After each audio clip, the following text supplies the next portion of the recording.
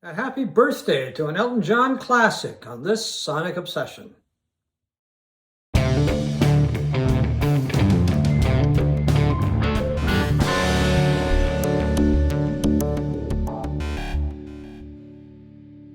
Hi folks, John Wooden here. Across from me right there is Steve McLeod, and welcome to this Sonic Obsession. Hard to believe, but Goodbye Yellow Brick Road is 50 years old. It is, and not. I mean, my 50th high school reunion was this past weekend. I did not go to it. I was going to say, you didn't mention it, so... No, and... embarrassed or forgot? I went to the 30th and the 40th, and that was enough. Okay. But yeah, so I do know it was 50 years ago because, I mean, Elton John was as big as you could get in the early 1970s in our high school, my high school. My high school, too. You have a point there. So yeah, 50 years, a half century. It's yeah, it just shows you that life is skidding by, John. Yeah, now do you, and I don't want this to sound sexist or anything, this is just a fact, but was Elton John more popular with women in high school, in your crowd? Yeah, and it's funny you say that because I was going to make that comparison. Oh, okay. Like if you were a 17, 18-year-old kid in my high school in 1973, the guys like Led Zeppelin, Black Sabbath, and Deep Purple. They were the three big ones, even though I didn't particularly care for any of those. And the girls typically liked Elton John, Cat Stevens. Cat Stevens was big, and maybe the Carpenters or something like that, right? Yeah. It's funny how it's divided along gender lines that way, but and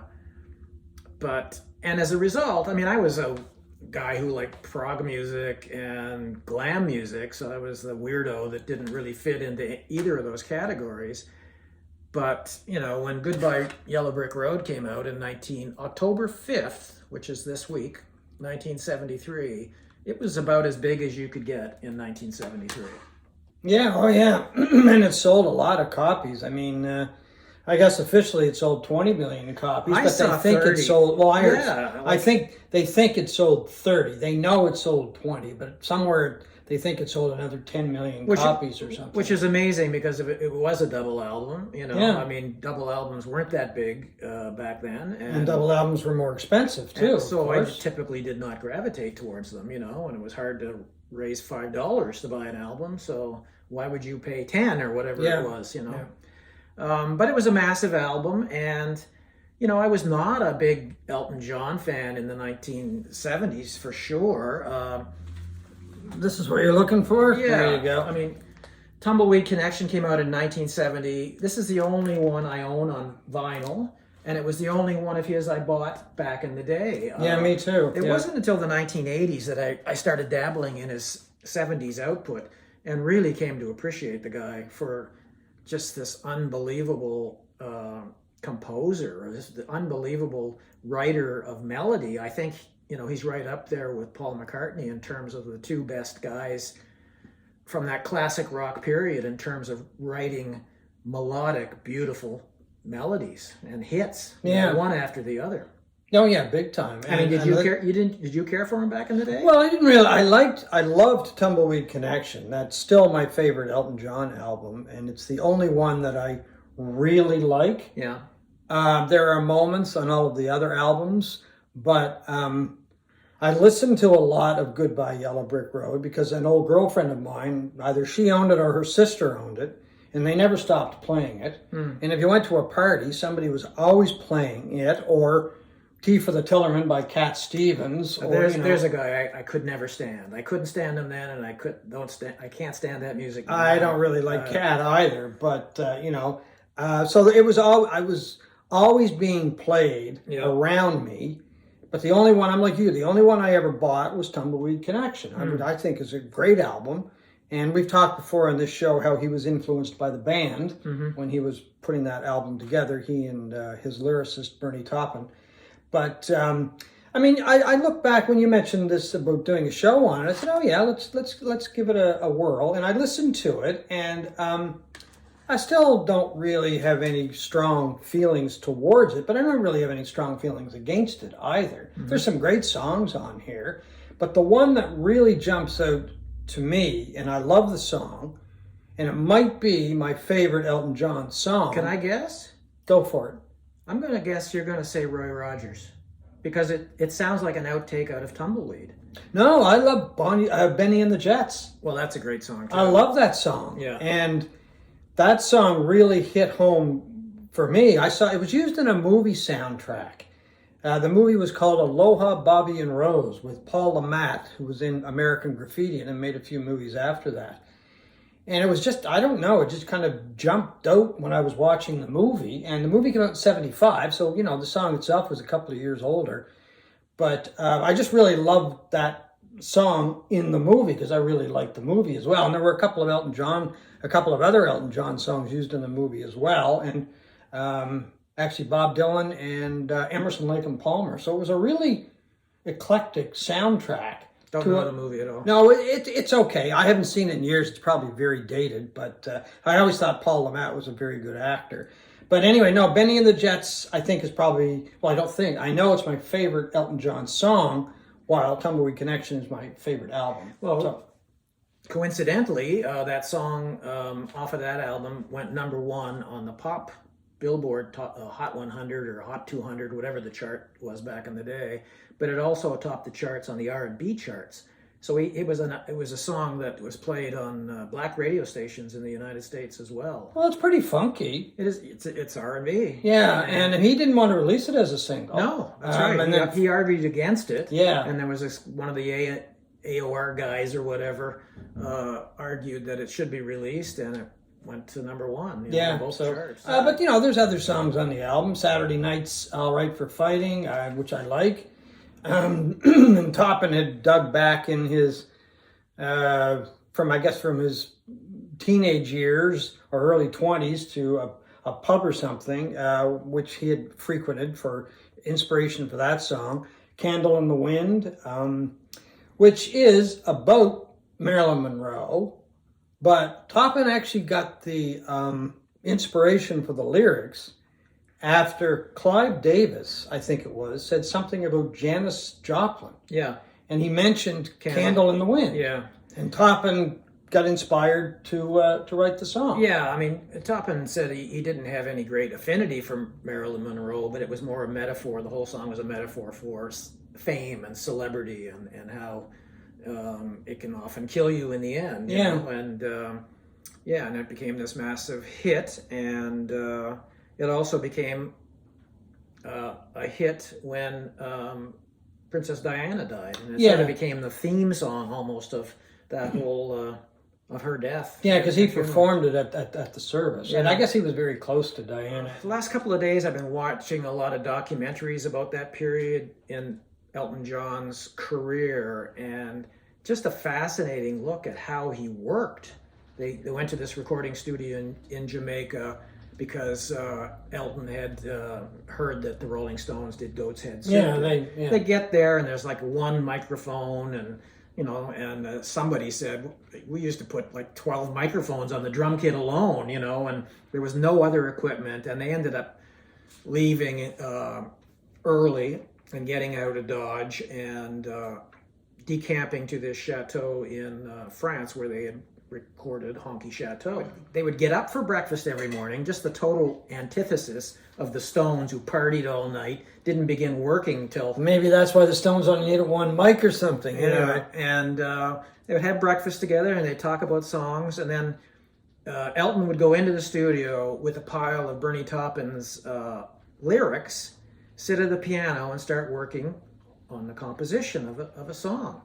And Davy Johnson, the longtime veteran guitarist for Elton John, said that he would get up and go make a chicken. In the time he'd go and leave the studio and make a chicken sandwich, he'd come back and Elton John had written this incredible song, and the band would immediately start rehearsing, and then somebody would press the recording button. They'd do 2 or 3 takes.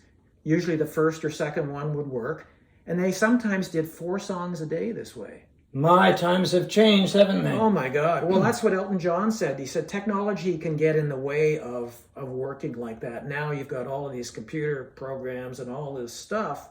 Back then they just sat down and largely composed in the studio. And he said his band was so good. I mean, these guys were road tested hundreds of shows, and they just knew immediately how to play these particular songs. It would take one or two rehearsals.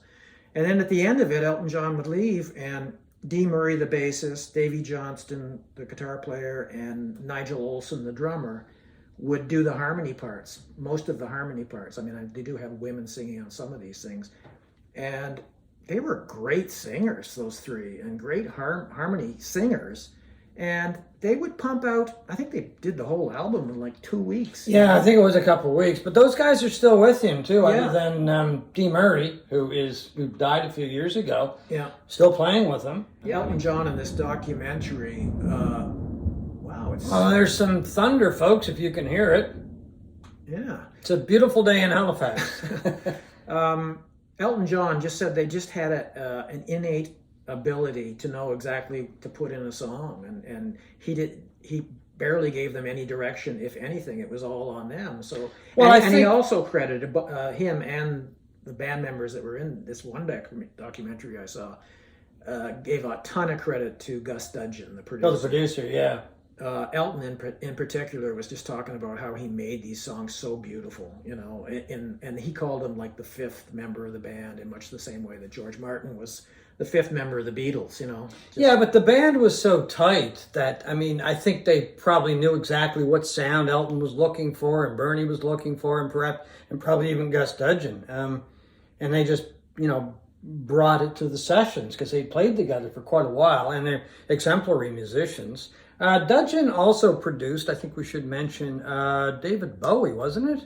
I'm not sure. Space Oddity, I believe. I made a note. Just let me check that. Yeah, he produced Space Oddity by David Bowie, and She's Not There by the Zombies. So he had a lot of experience as well.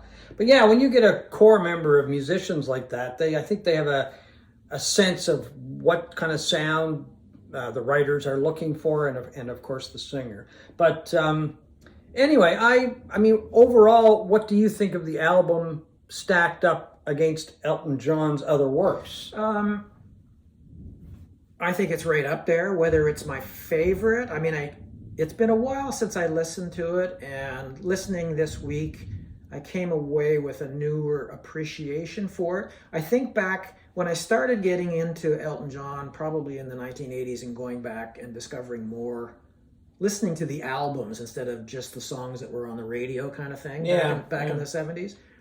I would have said that Goodbye Yellow Brick Road was my favorite, but over time I've learned to really appreciate Tumbleweed and Madman Across the Water. I mean, there's no question it's one of the greatest double albums of all time in my mind. It covers every genre that Elton John ever did, you know, from the beautiful melodic pop of songs like, you know, Goodbye Yellow Brick Road and Candle in the Wind, to the Americana of Roy Rogers, the rock and roll of Saturday Night's All Right for Fighting, and other songs. There's only a couple songs I'm not that crazy about. Jamaican Jerk Off is not a great song. No, that's not. That's his attempt at reggae, and it doesn't work. No, but it is just an amazing album for his ability. I mean, this is the creative period in the 1970s. This guy released 11 from 1969 to 1976. He released 11 studio albums and one movie soundtrack in 8 years. The melodies were just pouring out of this guy. And periods like that are very rare and very special. Well, he was quite a showman. Well, is quite a showman. I mean, I guess his tour has ended finally, but who knows? He may tour again. I don't know. My wife and I saw him September of last year in Toronto, and it was quite a show. There was a lot of theatrics to the show. Yeah. I mean, in his dressing and his rapport with the audience and everything like that, and of some of the effects and the band. But the core band is still there. Davy Johnson's there. Nigel Olsson is still there. And the one guy who really blew me away, who also plays on Goodbye Yellow Brick Road, Ray Cooper, the percussionist. But Ray's one of those guys, whoever he plays with, he kind of steals the spotlight for a while. No tambourine player has ever gone as far as Ray Cooper. But Ray Cooper is not just a tambourine player. I know. He's a hell of a percussionist. But I think he's just credited with tambourine. On this album, yeah, which I found really surprising, because I'm sure he plays more than that. But anyway, even during that tour, during the night that we saw him, he did Bennie and the Jets, Candle in the Wind, Funeral for a Friend, Love Lies Bleeding, Saturday Night's All Right for Fighting, and Goodbye Yellow Brick Road. And, each one was done very well, amazing. I mean, he still has an incredible voice, where he did that night anyway. Could still very much carry a tune and project it. And the band, of course, was red hot. And they had been touring for, 2-3 years or something like that? Oh, yeah. I mean, I read the other day that Davy Johnson has played on more than 3,500 Elton John's shows. I mean, can you imagine? That's a lot. That's a lot. I mean, and I think John himself was approached or came close to approaching 5,000. Yeah, but he's very much a showman as well. And that's one of the things that I noticed when I looked at the cover of this album. Look at the high heels, the boots. Yeah. And that's, I think, when he started to enter his flashy period, too. Because he did get pretty flashy there for a while. Oh, yeah. The Donald Duck suits and the gigantic shoes and all of that. It just became, almost a distraction for me. Oh, it did for me. And I think that's why I was never much of a Elton John fan during that period. But when you sit down and listen, and this, by the way, is the Mobile Fidelity gold disc of Goodbye Yellow Brick Road. It sounds absolutely fantastic, and never felt the need to get it on vinyl after getting this. It was just beautiful sounding. So anyway, we both like the album. I think Steve likes it a lot more than I do, but we both appreciate the immense talent of Elton John and band, because I really don't think his band gets a lot of credit. Well, and Bernie Taupin, of course, as the lyricist. Yeah. But what you mentioned earlier about the fact that they would get up in the morning, have breakfast, then go to work in the studio, and the songs would be put together. I'm kind of disappointed he didn't give them more credit as far as the songwriting goes. Yes. Yeah, but I guess that's the way it was back in the day, and I wondered why, if it ever created any animosity, because they certainly did stuff like create the harmonies. It sounds, and Elton gives them all the credit in the world, but obviously not songwriting credit. They put the music together. Yeah, well, yeah. They seemed to. He said they worked it out themselves and could do it so quickly. It is too bad. Whether they got arranging credits, who knows? I don't know. Yeah, exactly. And they may have been paid extra or something like that. I don't know. But anyway, Goodbye Yellow Brick Road, 50 years old this month. Thank you for watching this Sonic Obsession.